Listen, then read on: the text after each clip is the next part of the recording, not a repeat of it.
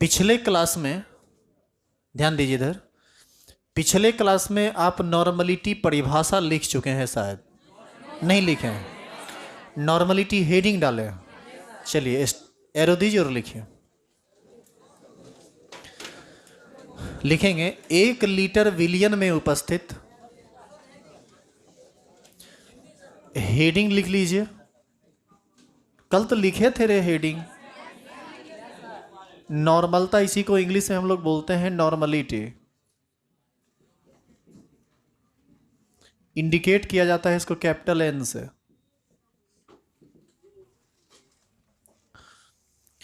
लिखेंगे 1 लीटर विलियन में उपस्थित,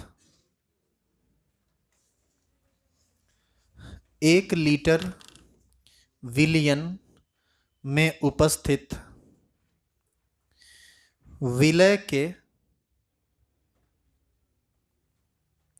विलय के ग्राम तुल्यांक, विलय के ग्राम तुल्यांक की संख्या को, विलय के ग्राम तुल्यांक की संख्या को नॉर्मलता कहते हैं। नॉर्मलता कहते हैं। पैराग्राफ चेंज करके लिखेंगे, इसे कैपिटल एन ऐसे द्वारा सूचित किया जाता है। इसे कैपिटल एन द्वारा सूचित किया जाता है।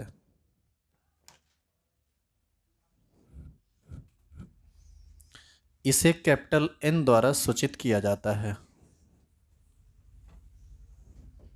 लिख लिए? आप सभी आदमी कुछ लिखेंगे नहीं, सिर्फ देखेंगे इधर।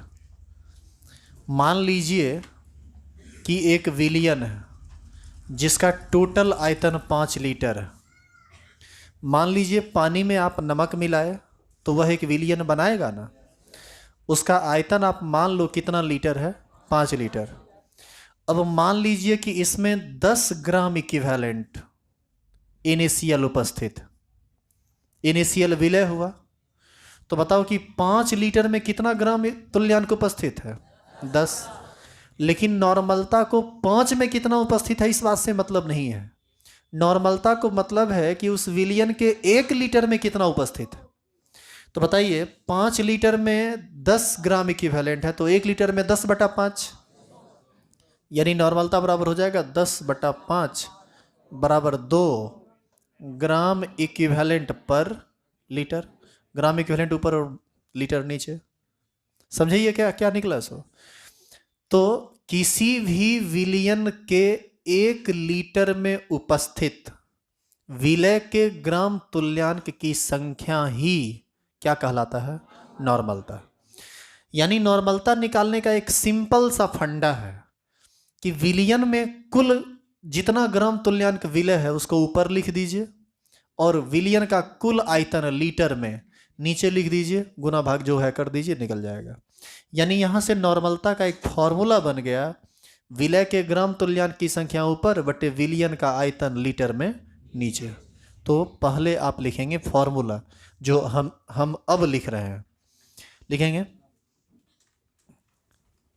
विलय के ग्राम इक्विवेलेंट की संख्या। अब देखो जो लोग बेसिक नहीं पढ़ा है वो यहीं पर उलझ जाएगा, उसको पता नहीं चलेगा कि ग्राम इक्विवेलेंट या ग्राम तुल्यांक क्या होता है। तो वो बात हम बता देंगे आज, तो पढ़ लीजिएगा तो दिक्कत नहीं होगा। और ये है विलियन का आयतन, किस यूनिट में, लीटर में।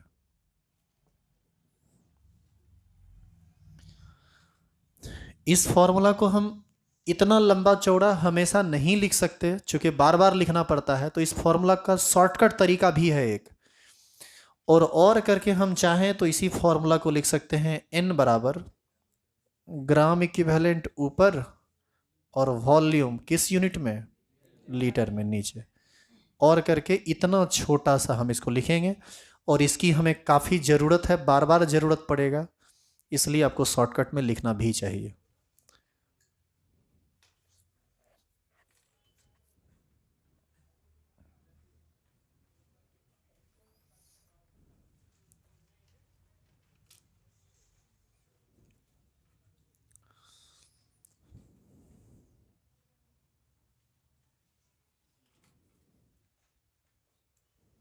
लिख लिए सभी लोग? तो नॉर्मलिटी निकालने के लिए आपको सिर्फ दो चीज चाहिए, एक विलयन का कुल आयतन चाहिए और एक चाहिए विलय के कुल ग्राम तुल्यांक की संख्या। तो ये हुआ मेन थ्योरी आपका। लेकिन क्वेश्चन कैसे पूछता है और आप नॉर्मलिटी को कैलकुलेट कैसे करेंगे, इसको हम एक और तरीके से बताते हैं जो आपके काम को थोड़ा आसान करेगा। स्टार लगाइए, हेडिंग डालिए, कैलकुलेशन ऑफ नॉर्मलिटी, यानी अब हम लोग करेंगे नॉर्मलता की गणना।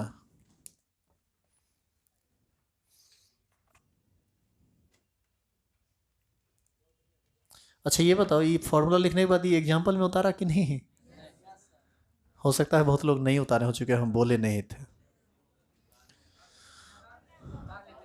नहीं उतारे हो तो साइड में कहीं जगह यदि है बचा हुआ तो छोटा सा ये एग्जाम्पल लिख लो। यदि जगह है तो ठीक है, नहीं तो समझ तो गए ही हो। इस एग्जाम्पल को उतार लीजिए, ये नीचे में लिखने की जरूरत नहीं है, साइड में लिख दीजिएगा, कम ही जगह में एडजस्ट कर दीजिए। वैसे ये बहुत बड़ा बात नहीं हो गया है, ये अब सिंपल बात है, चूंकि आप समझ चुके हैं इसको, और भूलने तो हम देंगे नहीं।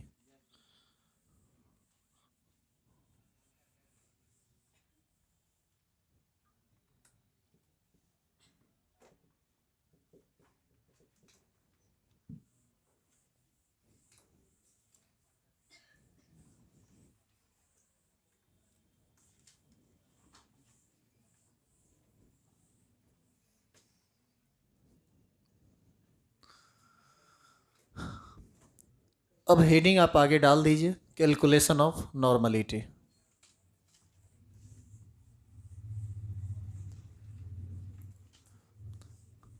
पहले तुम ये हमको बताओ कि नॉर्मलिटी निकालने के लिए क्या क्या चाहिए तुमको। विलय का ग्राम तुल्यांक और विलियन का आयतन। आयतन चाहिए लीटर में और विलय का ग्राम तुल्यांक तो जो चाहिए वो देगा।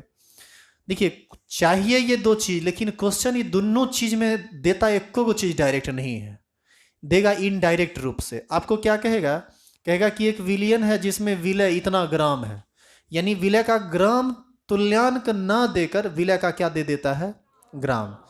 तो आप उस ग्राम को किस में कन्वर्ट कर लेंगे, ग्राम तुल्यांक में, क्योंकि ग्राम को ग्राम तुल्यांक में कन्वर्ट करने के लिए बेसिक में बताया गया है ना आपको 2-4 दिन पहले। आयतन को लीटर में नहीं देकर दे देगा मिलीलीटर में, तो आप तो वो भी जानते हैं, मिलीलीटर को लीटर में बदलने के लिए 1000 से भाग देते हैं, तो उस तरह से मिलीलीटर लीटर में बदल जाएगा। ग्राम तुल्यांक निकल गया, मिलीलीटर से लीटर निकल गया, ग्राम तुल्यांक में लीटर से भाग दे दीजिए तो नॉर्मलिटी निकल जाएगा।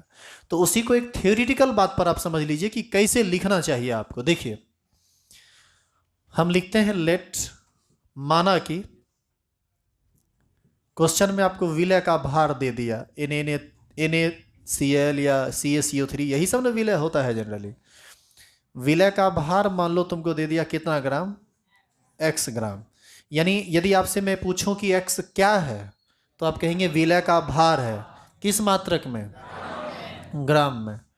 और दूसरा दे दिया मान लीजिए विलियन का आयतन, और ये आयतन मान लो V दे दिया, और V cc को ही ना हम ml कहते हैं, cc कहें या ml कहें बात बराबर है। तो आपसे पूछेगा बताइए इस विलियन का नॉर्मलता क्या होगा, तो हम कैसे सॉल्व करेंगे ऐसे क्वेश्चन को। हम तुरंत देखो क्या करेंगे, ये विलय का भार न दिया हुआ है, तो हमको विलय के भार से नहीं, हमको विलय के ग्राम तुल्यांक से न मतलब है, यानी विलय का ग्राम इक्विवेलेंट हम तुरंत निकाल लेंगे। x ग्राम है विलय, x ग्राम को ग्राम इक्विवेलेंट में बदलने के लिए इक्विवेलेंट वेट से भाग देते हैं। किसी भी पदार्थ के ग्राम को ग्राम तुल्यांक में बदलने के लिए इक्विवेलेंट वेट से भाग दिया जाता है ना, तो ये हो जाएगा x/e ग्राम इक्विवेलेंट। बोलिए हाँ या ना। और हमको चाहिए विलियन का आयतन। विलियन का आयतन हमको लीटर में चाहिए, दिया हुआ है किसमें, भी मिलीलीटर। मिलीलीटर को लीटर में बदलने के लिए 1000 से भाग देंगे तो ये हो जाएगा भी बटा 1000, ये इतना लीटर हो जाएगा। नॉर्मलिटी बराबर क्या होता है, ग्राम इक्विवेलेंट ऊपर और वॉल्यूम लीटर में नीचे। तो नॉर्मलिटी बराबर ग्राम इक्विवेलेंट कितना आया, x बाई ई, तो हम लिखेंगे x बाय ई बट्टा लीटर कितना, भी बटे 1000। तो बताइए यहां से ये ऊपर जाएगा तो 1000 बाई भी हो जाएगा। तो इसी को हम लोग लिख सकते हैं नॉर्मलिटी बराबर x गुना 1000 बटे भी गुना। बोलिए किसी को दिक्कत भी है। अब देखिए दो फॉर्मूला आपके सामने है, यह बेसिक फॉर्मूला है जहां से नॉर्मलता निकलता है, और यह x और वी ई के टर्म में है। आपको ये सब बात जान लेनी चाहिए। इस फॉर्मूला में ये g, ये क्या है, किसका ग्राम इक्विवेलेंट, विलय का। और वॉल्यूम किस यूनिट में, लीटर में, किसका, विलियन का। इससे भी नॉर्मलता ज्ञात हो जाएगा। इस फॉर्मूला में देखिए x क्या है, विलय का भार किस मात्रक में, भी क्या है, किस यूनिट में, सीसी या मिलीलीटर में। और ये ई क्या है, इक्विवेलेंट वेट किसका, विलय का, विलय का। तो ये x खाली नहीं लिखा हुआ है तो आपको यहां पर x नहीं सॉरी ई क्या है, इक्विवेलेंट वेट ऑफ सॉल्यूट, यानी विलय का समतुल्य भार। अब इस पर आप एक क्वेश्चन बनाइए तो आपका कंसेप्ट अपने आप क्लियर हो जाएगा कि वो क्या है। उतारिए पहले इसको।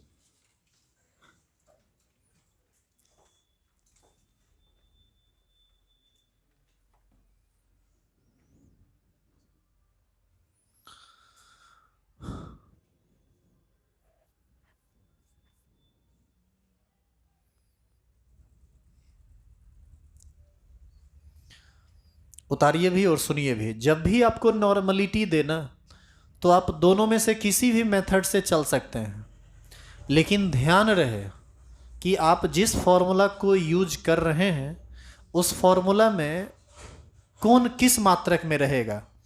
जैसे एक फॉर्मूला में वॉल्यूम लीटर में है तो दूसरे फॉर्मूला में वॉल्यूम मिलीलीटर में है। इन सभी बातों का विशेष ध्यान देना होता है।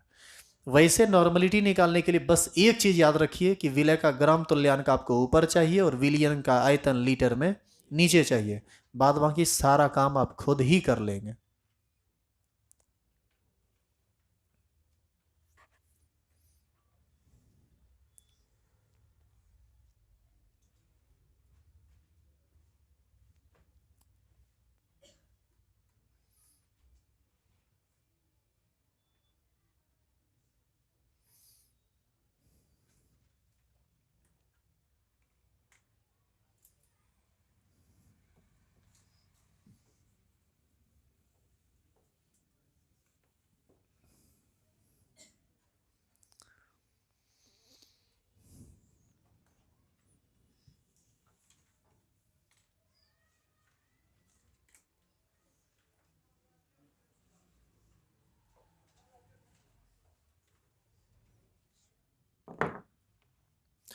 क्वेश्चन लिखें क्या, एकदम सिंपल क्वेश्चन देते हैं, सभी लोगों से बनना चाहिए। 200 ग्राम CaCO3 2000 सीसी विलियन में उपस्थित है।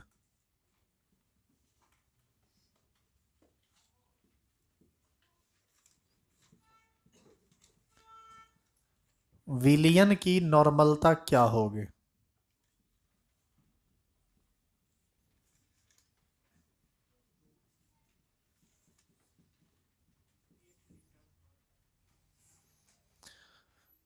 हमको लगता है ना कि नॉर्मलता में इससे आसान क्वेश्चन और नहीं हो सकता है। और इस क्वेश्चन को आप इत्मीनान से बनाइए, धरफरी नहीं है, आराम से बनाइए। CaCO3 का इक्विवेलेंट वेट कितना होता है? 50। याद बोले थे ना, याद कर लो, CaCO3 सब बराबर जरूरत पड़ते रहता है। कोशिश कीजिए बनाने का, बनेगा आपसे।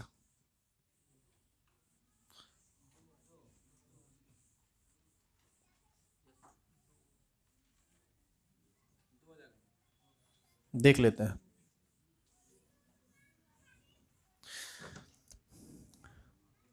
देखो इस क्वेश्चन को बनाने का फर्स्ट मेथड हम बताते हैं आपको। इधर एक क्वेश्चन देख लीजिए ना, आगे आप बनाते रहिएगा।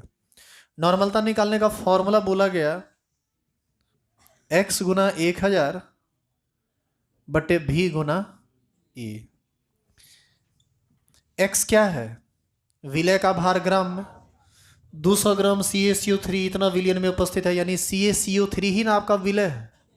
उसका भार कितना है ग्राम में दिया होगा, तो x के जगह पर कितना? 1000 तो ठीक है। वॉल्यूम 2000 सीसी है, और ये v वॉल्यूम इन सीसी ही है ना, तो v के जगह पर कितना रखेंगे? 2000 गुना। अब E रखना पड़ेगा, ये तो आपको खुद से निकालना पड़ता है। आप याद कीजिए, बेसिक में बताए थे। E जो है वह है विलय का इक्विवेलेंट वेट, मतलब equivalent weight of solute. Solute है CaCO3, और CaCO3 का इक्विवेलेंट वेट 50 होता है। अब कुछ लोगों को भारी लफड़ा हो गया होगा कि ये 50 आया तो आया कहाँ से, और ये जनरली वैसे लोग हैं जिनका क्लास छोटा है। इसीलिए मैं कह रहा हूँ कि 11 से 12 क्लास कर लीजिए, नहीं तो इस सब तरह का छोटा छोटा प्रॉब्लम आपको होते रहेगा। और आप यकीन मानिए, छोटा सा प्रॉब्लम जैसे ही हुआ तो आप आगे बढ़ने से रुक जाएंगे। साइकिल पूरा ठीक है, चेने उतर गया, चलेगा साइकिल? तो है तो छोटा प्रॉब्लम, चढ़ा लीजिए, चलने लगेगा। बस ये इतने ना काम करना है। वही 11 से 12 में चेन चढ़ाएंगे आज। इसका नॉर्मलिटी कितना होता है, ये इक्विवेलेंट वेट कितना होता है? 50। 2 बार में कट जाएगा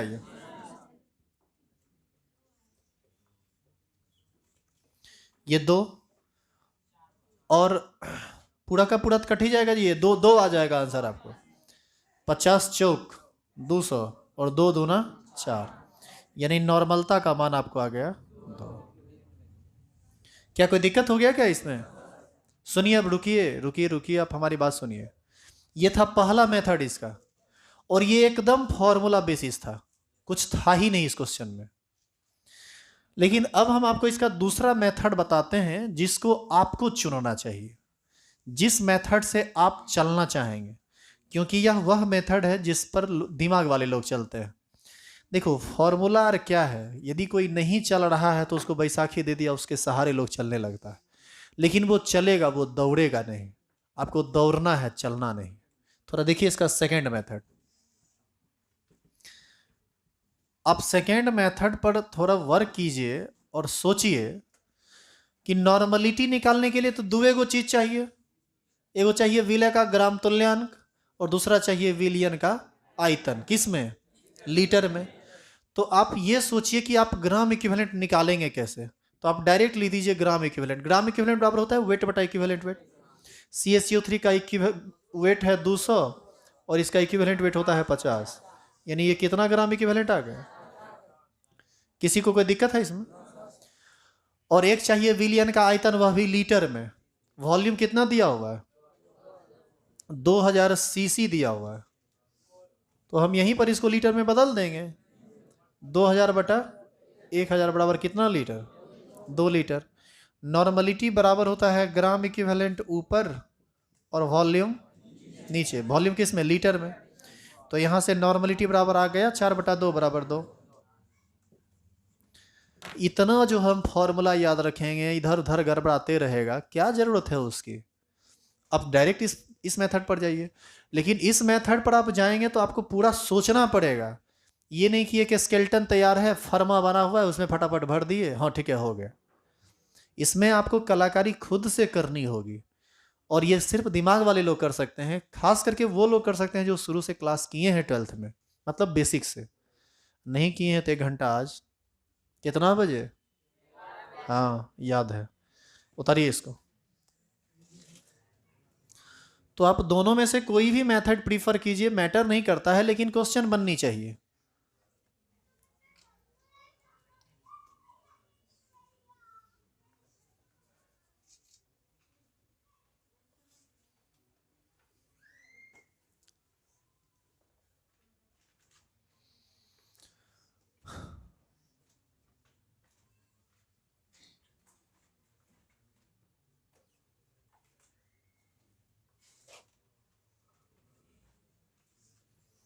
आगे बढ़ें क्या?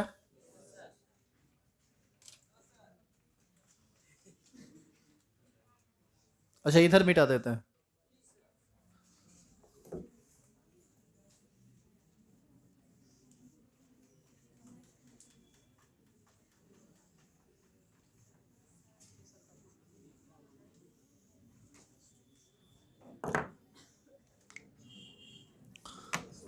स्टार लगाइए, हेडिंग डालिए,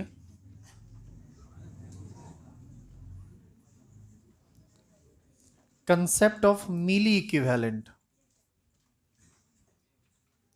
जैसे एक होता है ग्राम इक्विवेलेंट और एक होता है मिली इक्विवेलेंट। जैसे एक होता है किलोमीटर और सॉरी एक होता है मीटर और एक होता है मिलीमीटर, होता है ना। उसी तरह से आप इस रिलेशन को याद रखिएगा। 1 ग्राम इक्विवेलेंट बराबर होता है 1000 मिली इक्विवेलेंट।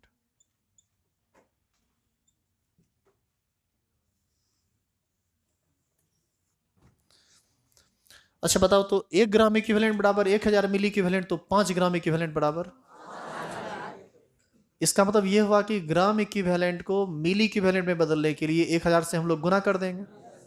अच्छा, मिली इक्विवेलेंट को ग्राम इक्विवेलेंट में बदलने के लिए 1000 से भाग दे देंगे। यानी ग्राम इक्विवेलेंट से मिली इक्विवेलेंट और मिली इक्विवेलेंट से ग्राम इक्विवेलेंट आप बदल सकते हैं। चलिए उतारिए यहां तक, साथ साथ चलिए। अब चूंकि अब जो बातें बताई जा रही है वह आसान है, इसमें ऐसा नहीं है कि आप उतारेंगे तो समझ में नहीं आएगा, तो साथ साथ चल सकते हैं आप। हाँ चलेगा, लंबा, खूब लंबा चलेगा। इसी पर पूरा केमिस्ट्री डिपेंड करता है।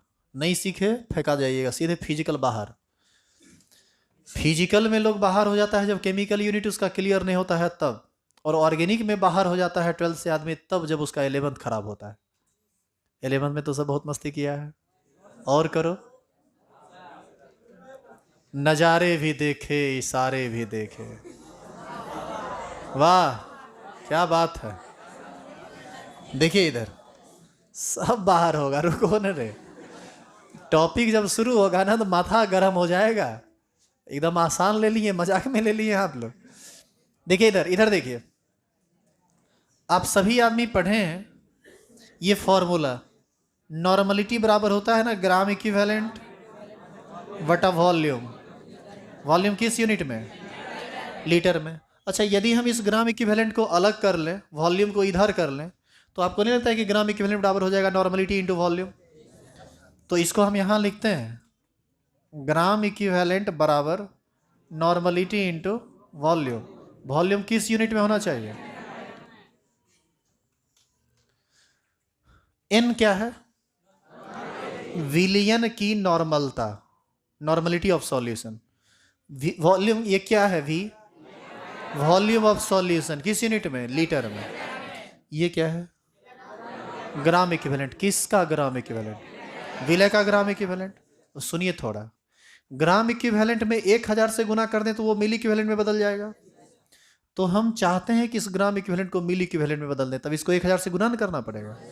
इक्वलिटी को मेंटेन करने के लिए तब इधर भी 1000 से गुना करना पड़ेगा। इधर यदि तुम 1000 से गुना करोगे तो लीटर में 1000 से गुना करोगे तो वो मिली लीटर में बदल जाएगा। तो ऐसी स्थिति में यदि हम नॉर्मलिटी गुना वॉल्यूम कर दें और ये वॉल्यूम को यदि हम मिलीलीटर में ले लें तो क्या ये ग्राम इक्विवेलेंट मिलेगा? नहीं। तब ये क्या मिलेगा? मिली इक्विवेलेंट। समझे हम क्या कहना चाह रहे थे? यानी normality into volume gram equivalent होता है, नॉर्मलिटी इंटू वॉल्यूम मिली इक्विवेलेंट होता है। लेकिन ध्यान रखना होता है कि जिस वॉल्यूम को आप लिए हैं वह लीटर में है या मिलीलीटर में। लीटर में है तब ग्राम इक्विवेलेंट और मिलीलीटर में है तब मिली इक्विवेलेंट। क्लियर है ये चीज? तो यहां से एक और बात स्पष्ट होता है कि विलियन में कितना ग्राम इक्विवेलेंट विलय उपस्थित है, यह यदि हमको जानकारी चाहिए तो हम उसको नॉर्मलिटी गुना वॉल्यूम करके निकाल सकते हैं। यदि विलियन की नॉर्मलता दे दी जाए, विलियन का आयतन लीटर में दे दिया जाए, तो दोनों को गुना यदि हम कर देंगे तो विलय का ग्राम तुल्यांक आसानी से निकाला जा सकता है। उसी प्रकार नॉर्मलिटी और वॉल्यूम दे दिया जाए तो मिली इक्विवेलेंट निकाला जा सकता है। खाली आयतन किस में होना चाहिए? मिलीलीटर। उतारिए दोनों को।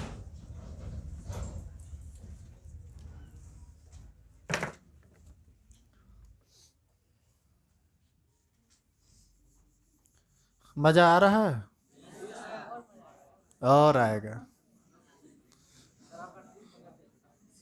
छोटा भीम पकड़ लिया ट्रिक, तरीका नहीं ना पकड़ पाया, अभी ट्रिक पकड़ा है। ट्रैक, ट्रैक पर तो अभी नहीं आए हो, ट्रैक पर आते आते तुमको कम से कम 15-20 दिन और लगेगा। आना तो खैर है ही, नहीं कैसे आएगा ट्रैक पर। तो कुछ नहीं हो पढ़ के आया है ना, जितना कहते हो उतना करो, तुम्हारा केमिस्ट्री पेपर खराब कभी नहीं होगा। लेकिन तुम सब हो बकलोल ना, कहेंगे कुछ करेगा कुछ। इधर देखिए, आप आगे की बात सुनिए। पहले आप एक स्टार लगा के ही नहीं डालो तो नॉर्मलिटी ऑफ मिक्सचर।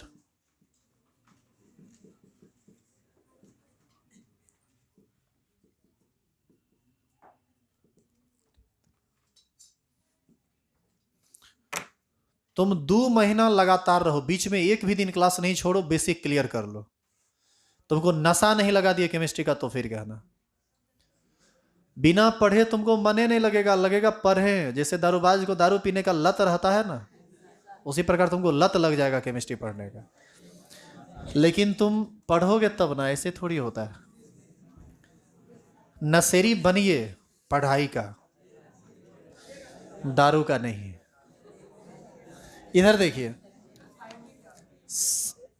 नॉर्मल मिश्रण की नॉर्मलता, 2 या 2 से अधिक विलियन का मिश्रण हम लेंगे। आप देखिए ना, टॉपिक समझ लीजिए, ध्यान दीजिए आप सभी लोग।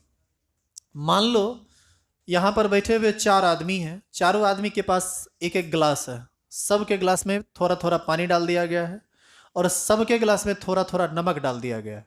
बताइए विलियन बना कि नहीं? और यदि विलियन बना तो विलियन की कुछ ना कुछ नॉर्मलता तो होगी ही। मान लीजिए कि पहला आदमी का जो बर्तन है उसका वॉल्यूम V1 है और नॉर्मलता N1। दूसरा आदमी का जो बर्तन है उसका वॉल्यूम V2 और नॉर्मलता N2। इसी प्रकार तीसरा का, चौथा का, सबका 10 को 20 को जितना का मन है सबके हाथ में कगो गिलास थमा दो, कटोरा नहीं गिलास। सुनिए, अब ये तीसरा आदमी का नॉर्मलता हम ये सबको जोड़ दो, N3 होगा, सॉरी N3 होगा। मान लीजिए कि सबको अपना अपना आयतन पता है और सबको अपना अपना नॉर्मलता पता है, लेकिन किसी का नॉर्मलता ज्यादा है, किसी का नॉर्मलता कम है। अब हम क्या किए कि इस सब से ग्लास लेकर एक बड़े से बर्तन में सभी को डाल दिए, यानी अब जो विलियन बना हुआ है वो तो सब विलियन का मिश्रण हो गया, यानी हम सबको आपस में जोड़ दिए। ऐसा ऐसा यदि तुम चाहो तो चौथा, पांचवा, छठा भी ले सकते हो। ये जोड़ने के बाद जो बना वह एक बड़ा सा विलियन होगा, ज्यादा मात्रा वाला विलियन होगा। मान लीजिए इसका वॉल्यूम Vm है और नॉर्मलिटी Nm। आपसे क्वेश्चन पूछेगा कि बताइए इस मिश्रण की नॉर्मलता क्या होगी यदि V1 N1 V2 N2 V3 N3 ये सब का मान आपको दे देगा, तो ये कैसे निकलेगा? तो सुनिए, ये N1 + N2 + N3 कर दीजिएगा, गलत हो जाएगा। 1 कप के चाय का ताप 100 डिग्री सेल्सियस, हम भी चाय पी रहे हैं, तुम भी चाय पी रहे हो, बाकी भी चाय पी रहे हैं, क्या सब चाय को मिला देंगे तो 1000 डिग्री सेल्सियस हो जाएगा? तो यही बात है, जिस तरह से आप वहां टेम्परेचर को जोड़ नहीं सकते हैं उसी प्रकार यहां भी नॉर्मलिटी को जोड़ नहीं सकते हैं। बात समझ में आ रही है मैं क्या बोल रहा हूं? ये थर्मोडायनेमिकल टर्म है, एक्सटेंसिव प्रॉपर्टी और इंटेंसिव प्रॉपर्टी के अंतर्गत पढ़ते हैं। शाम में 11th का बैच चल रहा है, उसमें ये सब बताया जाएगा। आप लोग के लिए नहीं है, जो लोग पढ़े हैं मैं उनको कह रहा हूं। लेकिन आप टेंशन मत लो, आप 12th में हैं, उसको आप देखिए, फोकस कीजिए इस पर।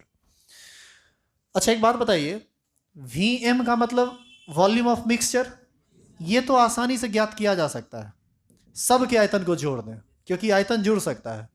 तो ये हो जाएगा V1 + V2 + V3 + dot dot dot, हाँ या ना? लेकिन नॉर्मलता को यदि गलती से तुम जोड़ दिया तो तुम गलत हो जाओगे, ऐसे नहीं जुड़ेगा नॉर्मलता। यहां पर ये ऐसे निकलेगा, वॉल्यूम को नॉर्मलिटी से गुना कर दो, ग्राम इक्विवेलेंट पता चल जाएगा। यदि तुम इसका निकालना चाहते हो नॉर्मलिटी, तो तुम ज्ञात कर लो कि इसमें ग्राम इक्विवेलेंट की संख्या कितनी है और इसका वॉल्यूम कितना है। ग्राम इक्विवेलेंट को ऊपर रख देना और उसके वॉल्यूम को नीचे रख देना, क्या नॉर्मलिटी नहीं निकल जाएगा? तो अब आप बताइए कि जितना ग्राम इक्विवेलेंट इसमें है, जितना ग्राम इक्विवेलेंट इसमें है, जितना ग्राम इक्विवेलेंट इसमें है, सबको यदि हम आपस में जोड़ दें तो टोटल ग्राम इक्विवेलेंट इसका पता चल जाएगा कि नहीं। और इसका ग्राम इक्विवेलेंट निकलेगा कैसे? ग्राम इक्विवेलेंट बराबर वॉल्यूम इनटू नॉर्मलिटी। यानी वॉल्यूम इनटू नॉर्मलिटी का मतलब ये हुआ कि V1N1 तुम करोगे, फिर इसका निकालोगे ग्राम इक्विवेलेंट यानी V2N2, फिर इसका ग्राम इक्विवेलेंट निकालोगे V3N3, चौथा का निकालोगे, पांचवा, जितना निकालना है ये बराबर हो जाएगा इसके ग्राम इक्विवेलेंट के, यानी VMNM के।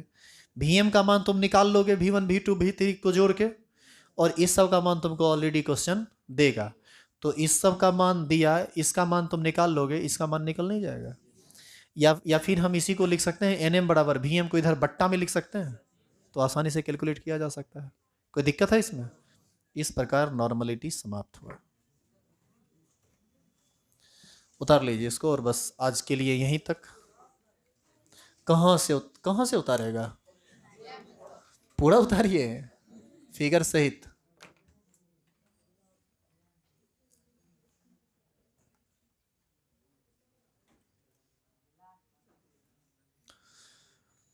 एक दो दिन में आप सभी को असाइनमेंट मिल जाएगा क्वेश्चन न्यूमेरिकल वाला, उसमें सारा न्यूमेरिकल है, उससे पूरा न्यूमेरिकल बना लीजिए। उसके बाद एनसीईआरटी पूरा बना लीजिए। उसके बाद जो बुक मन हो उठाने का, जो मिल जाए घर में, बाहर में, रोड पर, जिससे मन हो बनाने का उससे बनाइए। सबसे क्वेश्चन बनेगा आपसे, क्योंकि जो असाइनमेंट मिलेगा उसमें भी कई IIT के स्टैंडर्ड का क्वेश्चन है। तो उस लेवल तक यदि पहुंच जाएंगे आप, तो आपको बनाने की में कुछ भी दिक्कत नहीं होगा। और जैसे थ्योरी आप पढ़ रहे हैं, एक एक चीज को समझ के पढ़िए, कोई टेंशन नहीं होगा। आज एक्स्ट्रा क्लास है 1 घंटे का, 11 से 12, सिर्फ उन लोगों के लिए जिनका क्लास छूटा है। बाकी कोई रिवीजन के ख्याल से यदि क्लास में बैठना चाहते हैं तो आपका स्वागत, आपको भगाया नहीं जाएगा। और ये एक्स्ट्रा क्लास सिर्फ इसलिए दिया जा रहा है ताकि सभी लोग साथ चल सकें। जो लोग लेट से भी आए हैं क्लास कर लीजिए।